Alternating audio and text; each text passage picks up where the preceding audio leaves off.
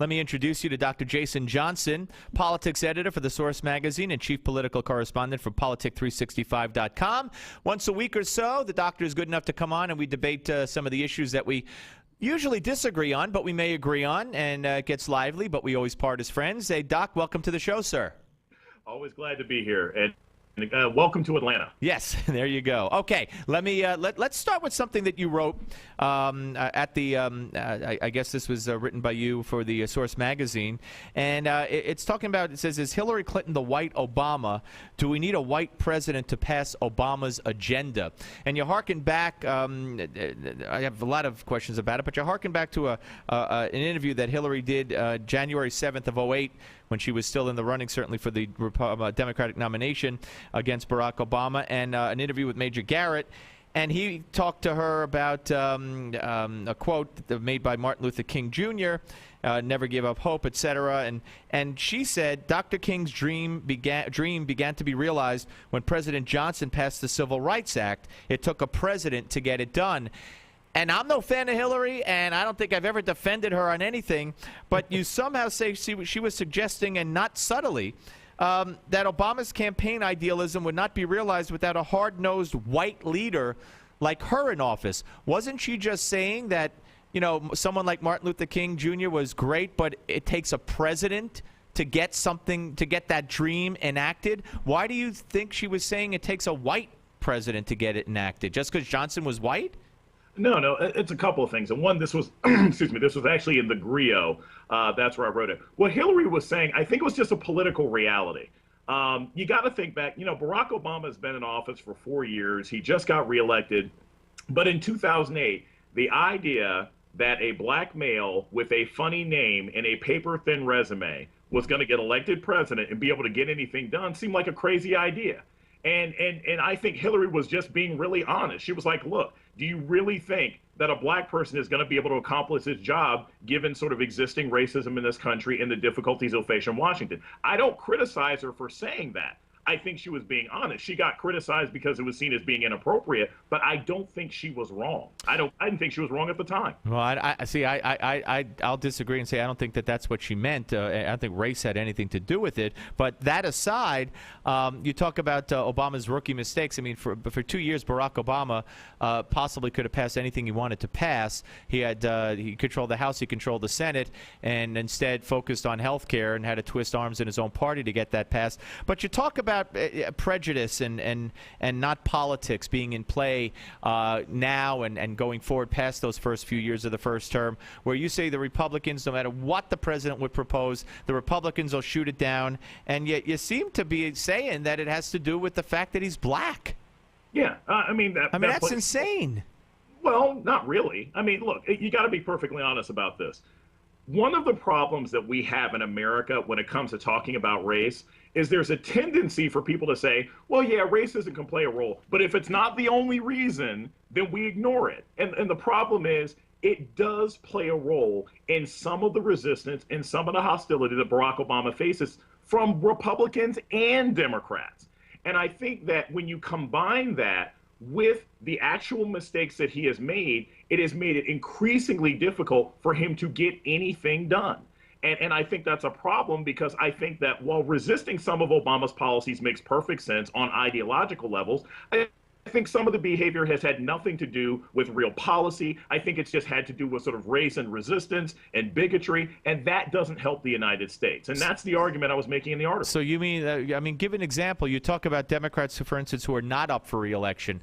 The gun issue, for instance, the background checks, that was mostly Democrats who are up for re-election. But what piece of legislation did the president need Democrats on that you think, if he had been white, that members of his own party would have voted for, or even Republicans, right, if he had been white? Republicans voted no, but would have voted for. I mean, give me an example. It's not as simple as if he was white, this magically occurs. It comes, for example, the actual presidency, you know this, the actual president doesn't have much power. Your only power is the ability to persuade, right?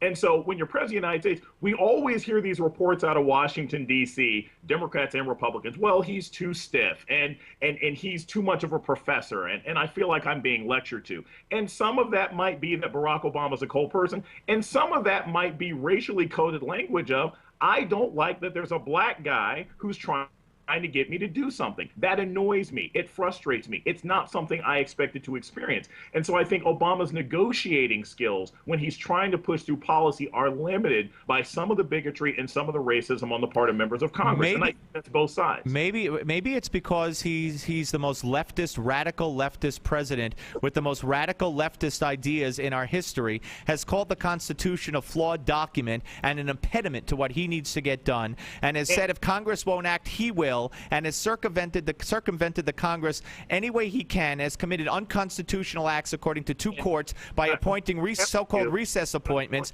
and has used the Justice Department. Wait a minute, and has used the Justice Department in unprecedented ways against the media. I mean, maybe some of those issues are why Democrats say, oh no, and Republicans say, oh no, and race has nothing to do with it.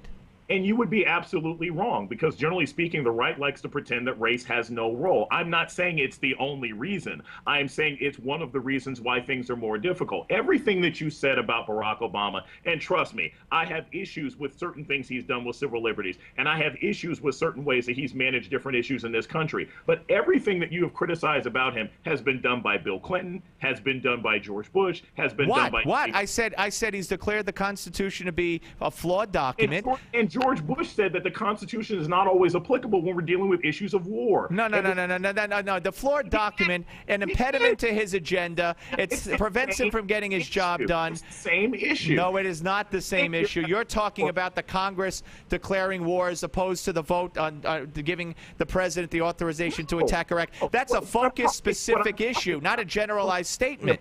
What I'm talking about, and if you want to talk about something that Barack Obama...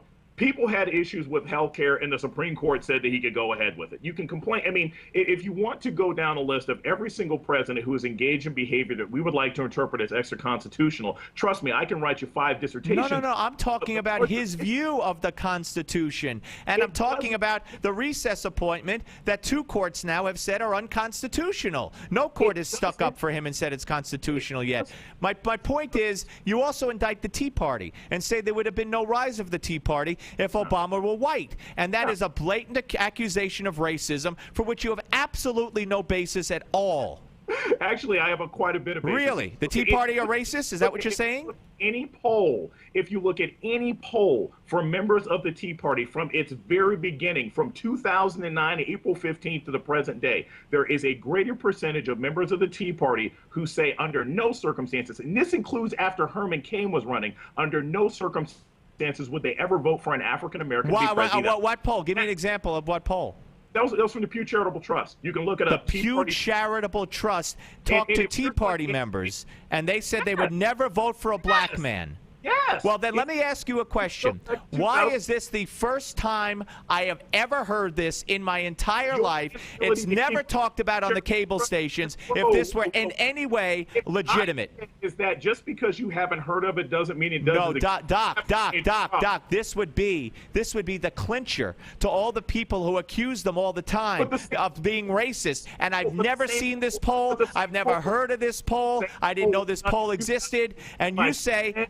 It was done by CNN in the summer. You had the same question asked when Barack Obama was just running. Which party did you have a number of people? They asked the question because when you had Obama running against Hillary, you had several polls. You had Marist, you had CNN who went and analyzed which would you have a greater problem voting for? And it found that there were actually more Americans who had a problem voting for a woman as president than voting for a black man. These are old. So what does that have to do with the Tea Party poll that you're citing? The fact that the very same question was asked specifically of Tea Party people. But again, the larger issue is this. For all the Wait a minute, the very same question would be, who would you have a bigger problem voting for, Hillary or Obama? No, the question was asked, would you have a problem voting for an African-American as president? But again, Steve, the larger issue is this. for whatever mistakes that you want to say that Barack Obama's made, he's made plenty. Trust me, it's not like the guy is infallible under any circumstances. It is naive and it is disingenuous and it's patently dishonest to claim that race has nothing to do or to continue to marginalize. Okay, so then black politicians who criticize Bush and black people who voted against Bush or black voters who voted against Romney and McCain, 96, 97% to 4 or 3, we could attribute some of those votes to racism. Of course you could. Oh, good. Well, you know what? Let's end it right there because that's an agreement we could agree on. Hey, Doc, always a pleasure talking to you, my friend. Thank you. Thank you. Anytime. All right, take care.